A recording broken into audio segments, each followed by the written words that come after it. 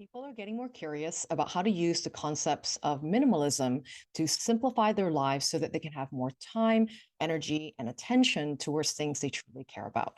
Now, I've been incorporating minimalism practices in my business after I suffered a business burnout several years ago, and it's completely changed the way that I operated in my business so that I can gain more freedom and fulfillment in my life and work. Now, just as minimalists declutter their lives to have freedom, entrepreneurs can do the same in their businesses. So, today I'm going to be sharing my top mindset shifts and techniques that I've used to support me in building a business that gives me the life that I want. Stay tuned. If we haven't met yet, I'm Lydia Lee, the work reinvention coach and solopreneur strategist at Screw the Cubicle, and I've helped hundreds of budding and existing business owners to build intentional businesses that are designed from their unique genius zones so that they can create true freedom in their life and their work. And if you're new here to this channel, don't forget to hit the subscribe and the notification bell button so that you are the first to know whenever I drop a new video every single month. The first mindset shift and action I had to take in my business after I had that horrible business burnout of doing too many things in my business and just spreading myself too thin and not enjoying my business and what it's giving to me, I had to really embrace the notion of simplifying my business to do less, but better. Now, as someone who is an overachiever, and also in the online business world where the narrative is always about doing more, right? Launching more things, having a bigger empire, being in all the places and all the platforms to market your business. That was a surefire recipe for disaster for my business. And no wonder I had that business burnout because I couldn't keep my business sustainable in a way that really supports me in having time. And to be honest, just being really grounded in choosing the right things for my business that were right for me, and instead blindly doing all the things in order to be successful, right? You might be familiar with that nagging voice in your head as well. So, where I really started to simplify first in my business, it was streamlining my offers, how to offer one thing, my best work really, really well, and choosing the scope of work, right, that I want to be known for and be most proud of delivering to my clients rather than trying to solve all the problems in the world for my clients. And I am a big believer that whether you are starting a business for the first time or, maintaining and sustaining a business for years to come, I think there is a beauty and magic in doing one thing really, really well so that you can really master your expertise in your craft and do much higher quality work and bigger work for your clients. So, deciding on your best scope of work and the boundaries of where you start and where you stop with your clients, and take that story out of your head that you have to solve everybody's problems in order to be successful and that you don't have to be everything to everyone. It's going to allow you to have the freedom to make that choice and make the right for right now choice, right? That speaks to you instinctively in terms of the work that you truly want to do. And if you can get more clients into doing just that one thing, you would be a happy camper, right? And try to really think about what those boundaries of work might be.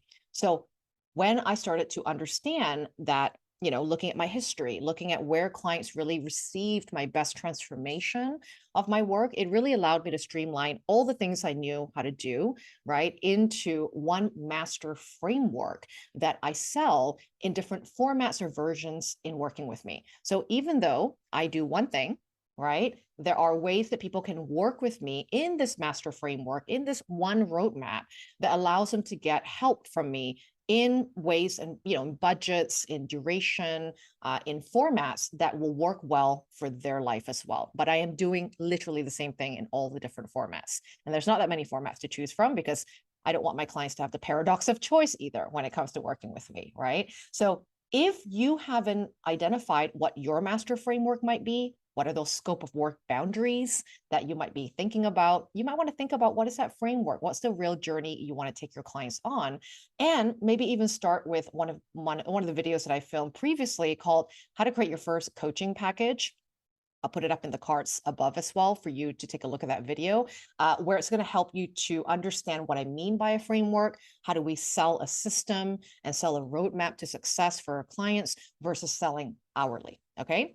So being a specialist in one area of work versus being a generalist, like, for example, saying just that you're a life coach. Well, what parts of life and what is the, stage of the issue as well that people are experiencing, that they can sort of really look at you and go, you are the right person for me. Right. So being a specialist versus a generalist also really helps you to stand out from the crowd, because people are clear about what you do and you don't do, and people are clear about what you stand for and can find you more easily as well with your second shift. I had to incorporate in my mindset and my business in order to run a more minimalistic business is to really focus on my genius zone to do the work that I truly love.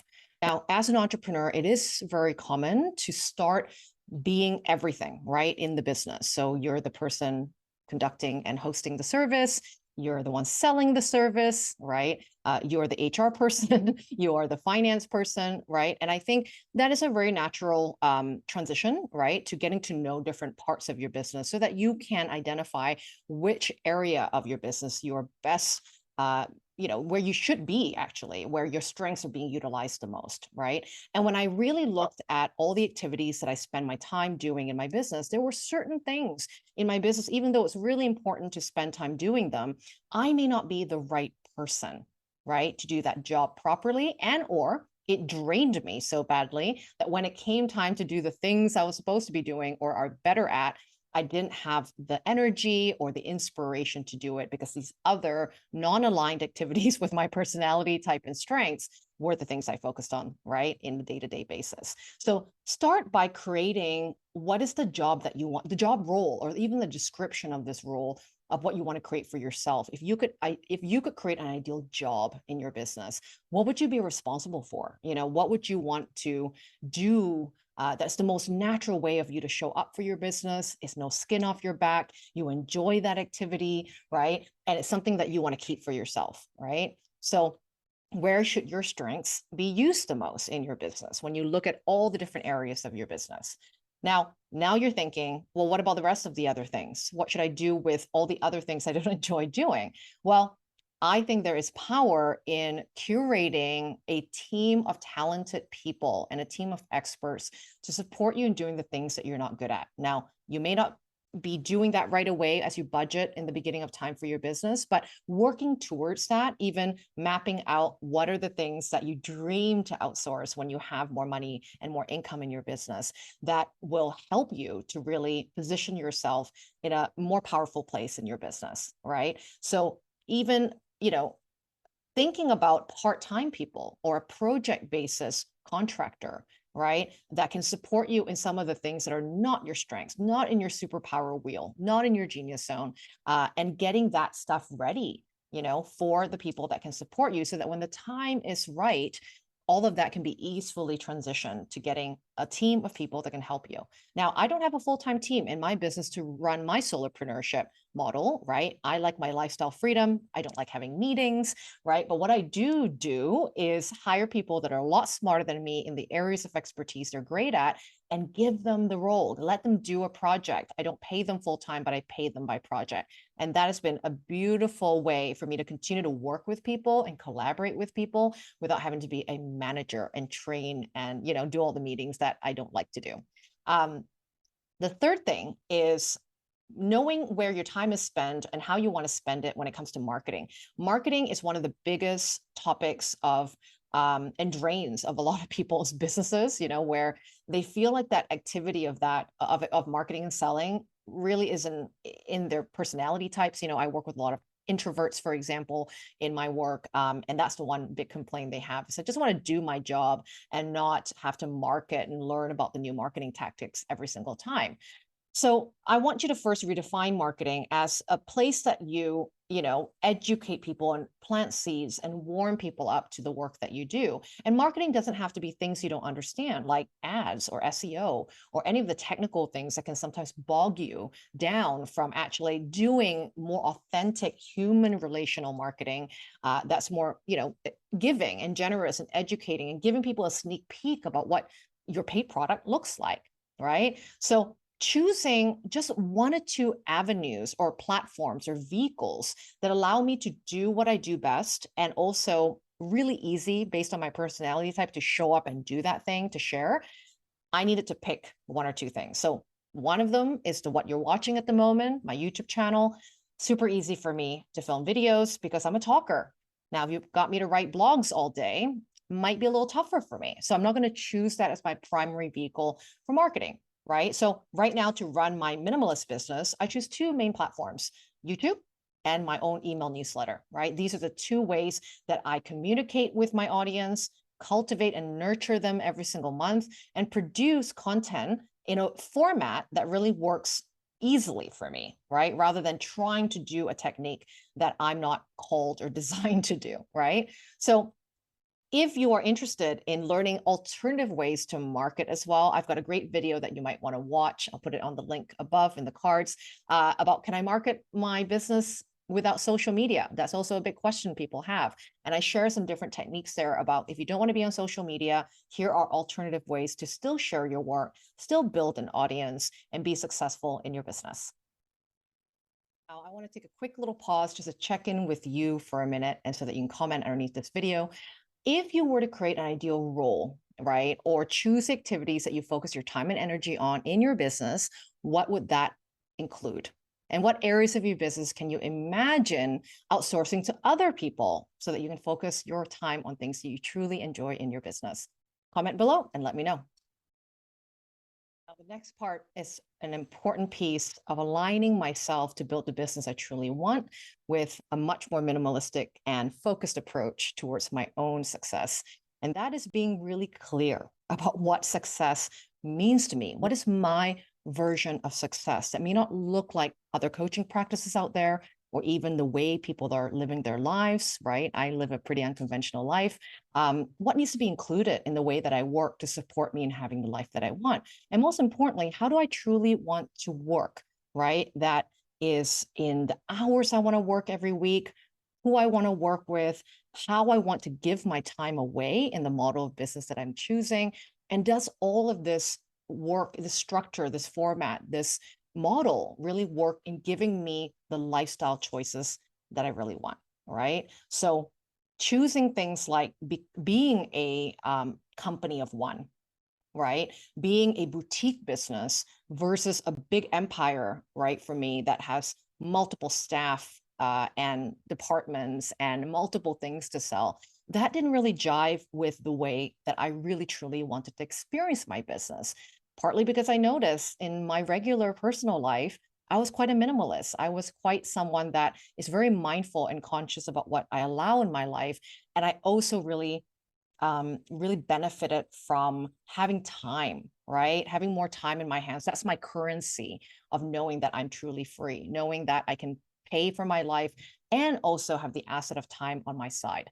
And so building a business where I could work about 15, 20 hours a week, do my best work because I'm focusing, and I can work those hours because I'm focusing on the right things in my business, that to me was really creating true freedom in my work.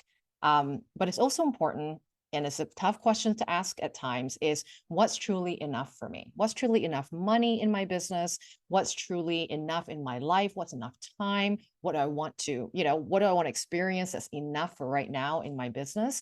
That was an important question I keep still continuing asking in my life, because that can change and evolve over time, right? But knowing what is enough right now will help you fall in that trap, less in that trap, right, of doing more every time. Because the more money you make, the more you'll want to make the next year. But what is that stopping point? When can you enjoy that money? When can you use that money to give you the life you want, instead of working, right, and hustling for more just because it looks good on the financial statements or it feels right that is for your success? But everybody's number, everybody's enough, ingredients that they put into their lives is unique to every individual. And I encourage you to really find out what that enough is and what is your version of success, right, that you're really working towards, so that you can make sure that everything you focus on, everything you decide to say yes to, leads you to that experience you want to have in your life and your work. I really hope that everything I shared with you today was valuable and that it resonated with you. Please let me know if it has.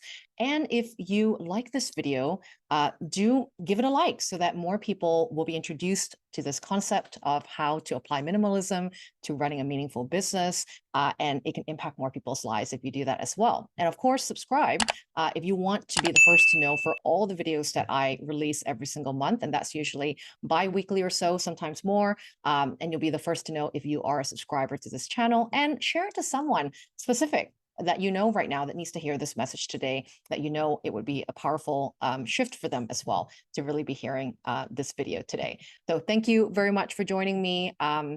Hope to see you in the next video. In the meantime, if you would love to get more of some of the wisdom and work that I do to help people launch meaningful businesses, you might want to check out my free workshop and training called The 4 Keys to Launch a Business You Love. I'll put the link up into the cards and the description of this video so that you can join me in that training and learn even deeper things that I will help you to do in order to feel ready to be your own boss and be ready to build a business of your dreams.